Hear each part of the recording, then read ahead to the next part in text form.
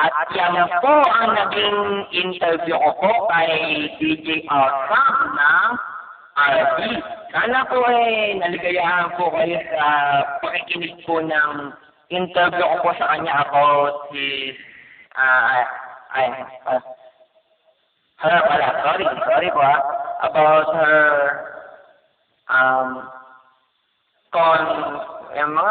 yung mga pansarili niyang, mga pansarili niyang sagot sa mga simpleng katanungan na ibinigay po natin sa kanya.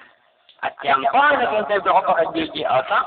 Ako po ulit si Dave ng Kakwentuhan TV, and sana po natuwa po kayo sa aking interview sa kanya, and hanggang sa susunod pong ulit na may ma-interview po tayo. Okay? For now, bye!